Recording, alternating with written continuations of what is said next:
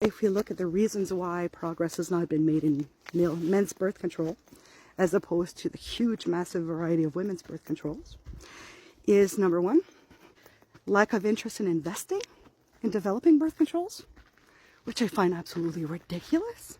And the second is that the test subjects do complain about side effects.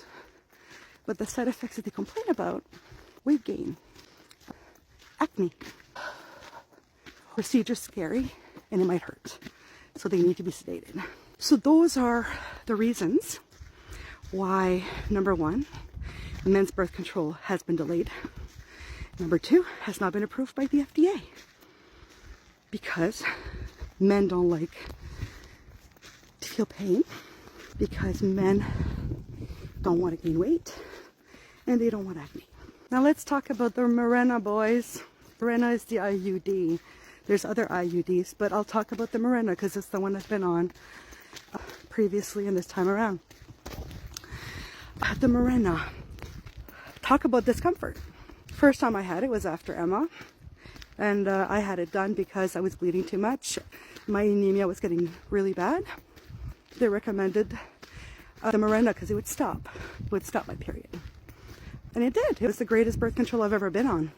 The procedure traumatized me. My daughter and my mother, they were in the waiting room, and they could hear me screaming from the room during the procedure. I'm not a screamer, at least not for that. Anyways, after I had Liam, I needed to get the procedure done again, and I delayed it because I was scared because of how much it hurt. When I say it hurt, I'm a person that suffers from chronic pain. I feel pain from the moment I get up till the moment I go to bed. It's my daily.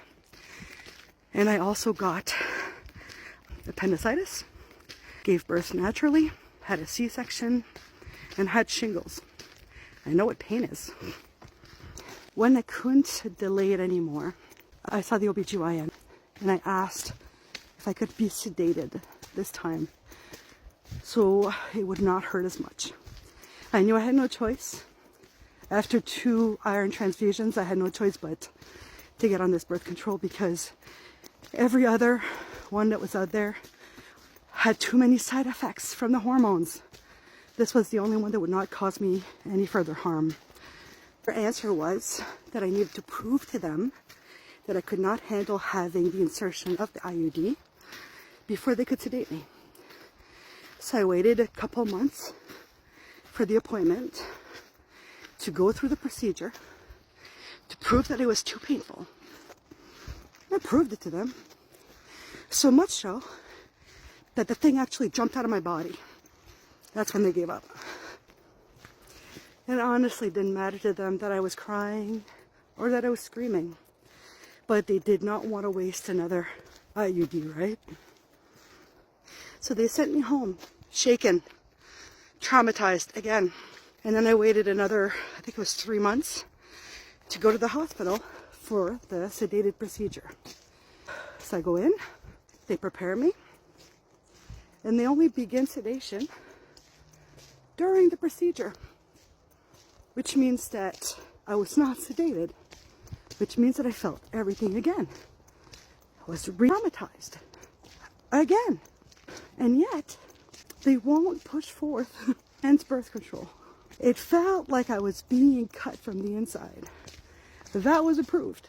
That was absolutely acceptable for women to be at that level of pain.